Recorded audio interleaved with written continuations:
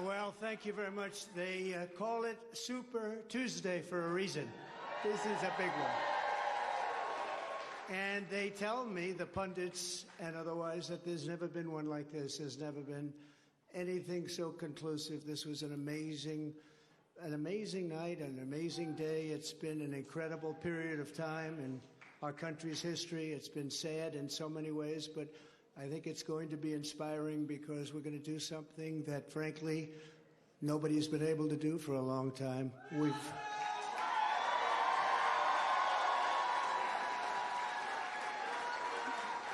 We've watched our country take a great beating over the last 3 years, and nobody thought a thing like this would be possible.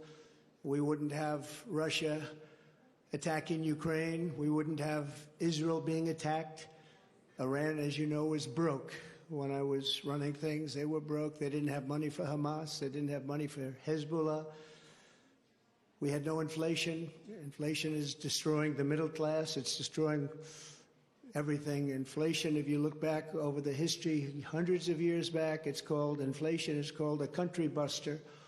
And that's what it's doing to our country. What's happened with inflation has been unbelievable. A lot of people say, a lot of experts have said the stock market's the only thing that's doing well, and that's doing well because our poll numbers are so much higher than Joe Biden's.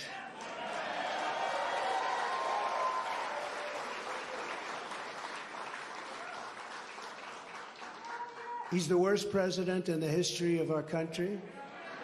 There's never been anything like what's happening to our country. Today it was announced that 325,000 people were flown in from parts unknown.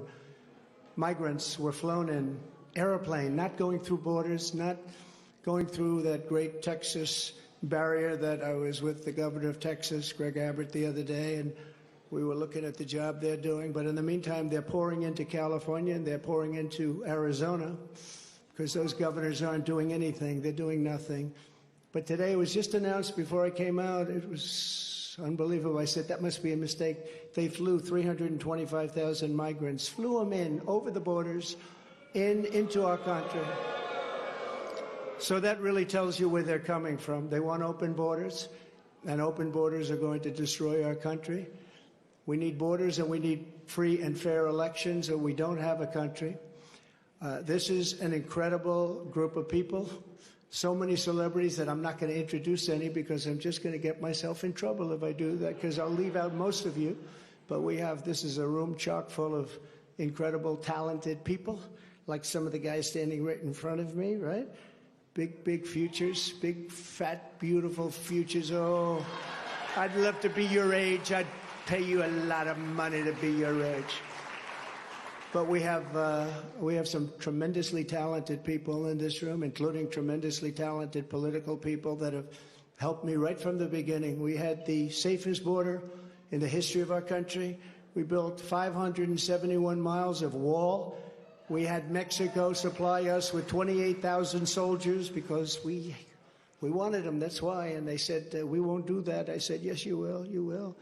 And in the end, they did.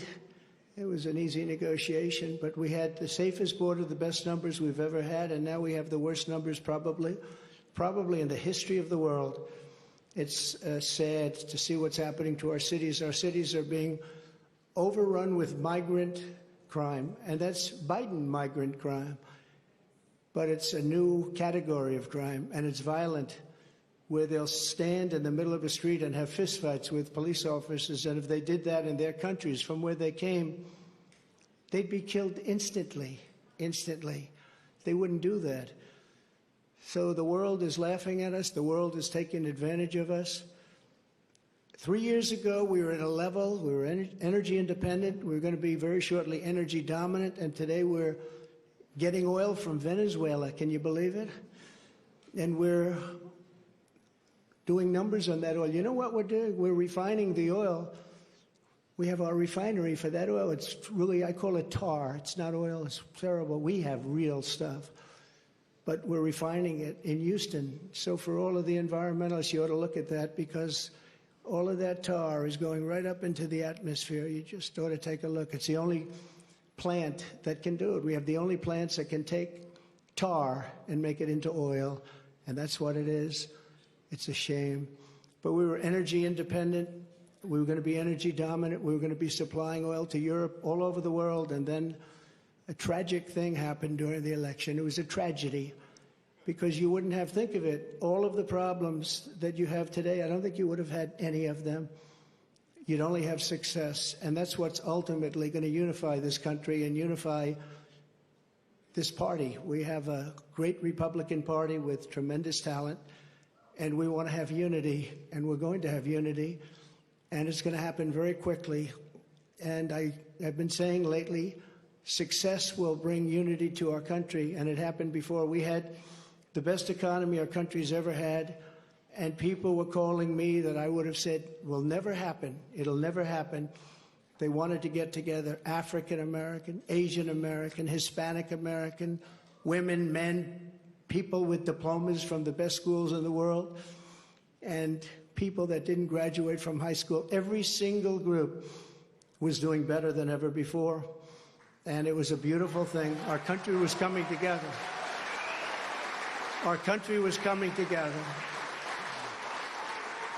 And now we have a very divided country. We have a country that a political person uses weaponization against his political opponent. Never happened here. It happens in other countries, but they're third world countries. And in some ways, we're a third world country. We're a third world country at our borders, and we're a third world country at our elections, and we have to stop that. We need a fair and free press. The press has not been fair, nor has it been free, but maybe someday they will be. They're being beaten up pretty badly. People aren't trusting them. They're not believing them. And really, it's a very important factor. The press used to be the policeman. It used to police our country. Now nobody has confidence in them. And we have to get that confidence back. It's so important for the success of our country. So important.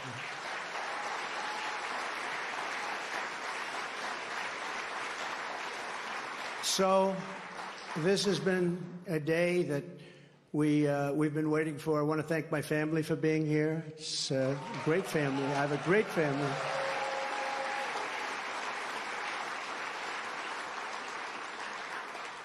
They've had it very easy since I decided to run for politics. They say, thanks a lot, Dad, we appreciate it. But they're strong, and they're very capable people, and they love the country. They really do love the country, and we appreciate it. And I want to thank everybody at my staff. Susie, Chris, incredible job. Incredible job you're doing.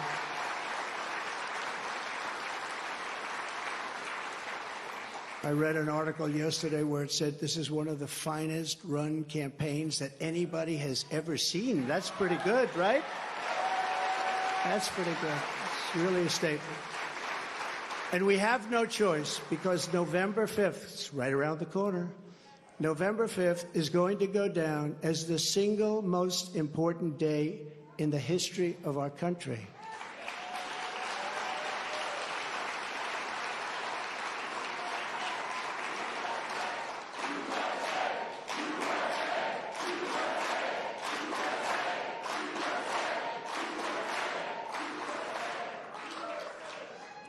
We're going to take it, and we're going to make it like it should be, respected. Right now, we're not respected. Right now, our country is known as a joke. It's a joke. Other leaders who I speak to, other leaders can't believe what happened to us. Because 3 years ago, we were the most respected country anywhere in the world by far. We were doing things that nobody could believe. China was paying us billions and billions of dollars. In 25 years, they paid us nothing, zero, not 10 cents. I was getting billions of dollars, and they were happy about it, as happy as you can be.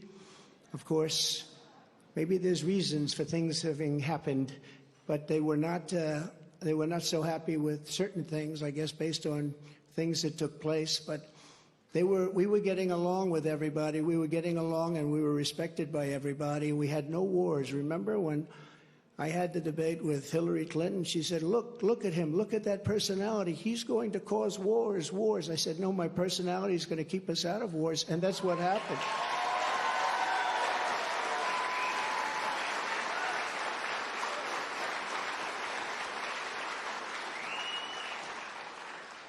For 20 years, they were fighting ISIS. I defeated ISIS in 4 weeks. I got rid of ISIS. 100% of the ISIS caliphate. And we had no wars, and we stopped wars. We weren't getting along with a lot of countries. All of a sudden, North Korea, which is a serious nuclear power, but North Korea came along. Kim Jong-un, we got along very well. We got along very well with China until COVID. That was a little bit too much, as far as I was concerned. That was too much. Couldn't take that one. But we made a trade deal with China that I don't even talk about. $50 billion a year in product they bought from our farmers, our manufacturers. They used to buy 10. I got 50, and it was great. But COVID, I don't even talk about that, because COVID was such a horrible thing. It started in the Wuhan labs, just as I said, the Wuhan labs. And it came out, I believe, through incompetence. I believe it was incompetence. Some people think it wasn't, but I believe it was. But regardless, it caused $60 trillion worth of damage and death all over the world, all over the world. And we did a fantastic job on that. We never got credit for that. Unbelievable job on that. We came up with things that nobody thought was possible. Don't forget, when it came in, nobody had an idea what it was. They didn't even use the word pandemic. Nobody had an idea. But we did a fantastic job. And we got a lot of credit for the economy, a lot of credit for our foreign policy. I think credit like nobody, very few people have gotten. And the press was very honest about it. They gave us very high marks on foreign policy, the Abraham Accords, so many different things we did.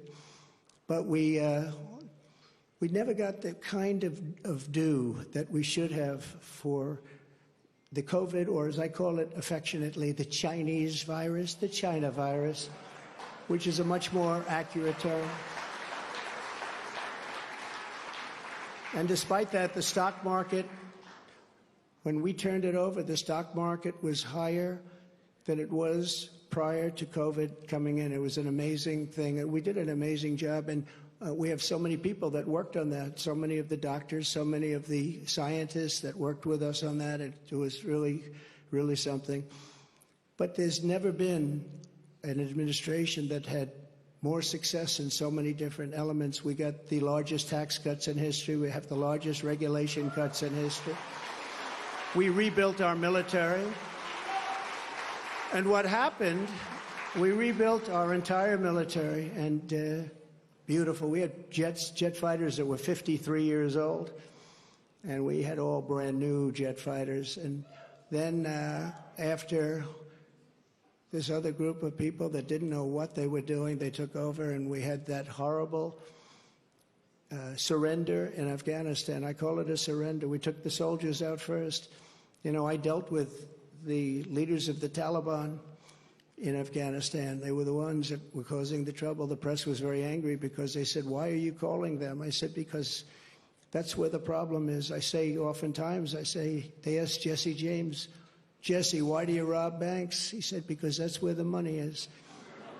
And I said, that's where the problem is, with the Taliban. And I spoke to Abdul. He's still the leader. Believe it or not, he's really the leader of Afghanistan, but he's the leader of the Taliban, a rough group. I say, don't ever shoot our soldiers again. Don't ever do it. Very interesting what happened is that, we were having, during the Obama administration, previously, they were shooting a lot of our soldiers. And I let them know, I said, don't ever, ever let that happen. I said in a rather nasty fashion. We don't have to go into it tonight. For 18 months, we lost nobody in Afghanistan. And then we had that horrible, horrible withdrawal where we lost 13 soldiers, 38 horribly wounded, left Americans behind. You know, you have Americans right now still behind. Call them hostages if you like. It was a terrible moment. We left $85 billion worth of brand new, beautiful equipment behind, jets and tanks and everything you could think of, goggles, night goggles. They didn't used to fight. They're good fighters. They didn't used to fight at night, but now they do because they have goggles. They have better goggles than we have. So I just want to tell you that led to a lot of bad things, and now the worst things are happening. The things that are happening now are unthinkable, and they're unthinkable at the border. We have millions of people invading our country. This is an invasion. This is the worst invasion probably. We've never had anything like it. No country has ever had anything like it. The number today could be 15 million people. And they're coming from rough places and dangerous places. And we had that shut down. We had everything going so beautifully. When Joe Biden goes to the beach, because somebody on his staff thinks he looks very good in a bathing suit, until he can't get his feet out of the sand or lift the chair, which weighs about 9 ounces. Joe Biden, if he would have just left everything alone, he could have gone to the beach. He would have had a tremendous success at the border and elsewhere. So we're going to take back our country. We're going to make sure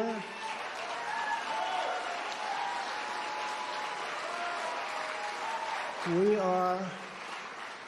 are going to do it right. We're going to have the greatest economy ever in the history of our country. We're going to top what we did. We're going to become an energy center of the world. We were ready to become energy dominant, and they stopped that. They stopped that. But we're going to become energy dominant. We're going to pay off debt. We're going to do things that nobody thought was possible. You know, we hadn't done our second phase of the tax cuts. When we did the tax cuts, the Democrats fought us very hard. And now they say, well, I guess that was pretty good because we took in much more revenues after we cut taxes. And then we did all of those regulation cuts, and people were working, and everybody was happy, and we were all proud of our country. But we're going to win this election because we have no choice. If we lose the election, we're not going to have a country left.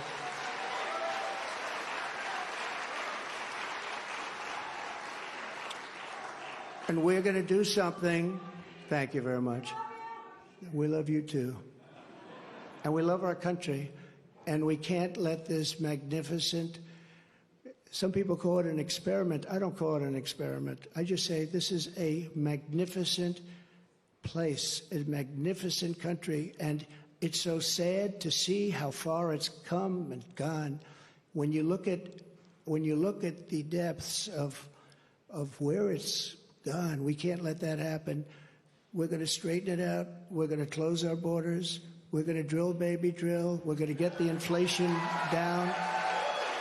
And we are going to make our country greater than ever before. And we're going to do it quickly. We're going to do it quickly. It's going to go fast. We have to get the criminals out. We have many, many criminals that have entered our country. We have people coming in from such bad places, and we're going to have to get them out. We have murderers that are being deposited into our country. We have drug dealers at the biggest and highest levels that are coming into our country. We have people coming into our country that just shouldn't be here. But many, and I say many, large percentages, they come in through the caravans. They come in many different ways. Now we find out again, they come in through airplanes. We send them in. This is crazy. But they come into our country, we're going to stop them. We're going to close our borders. We're going to have to deport a lot of people, a lot of bad people, because our countries can't live like this. Our cities are choking to death. Our states are dying. And frankly, our country is dying. And we're going to make America great again, greater than ever before. Thank you very much. It's been a big night. Thank you very much. Thank you.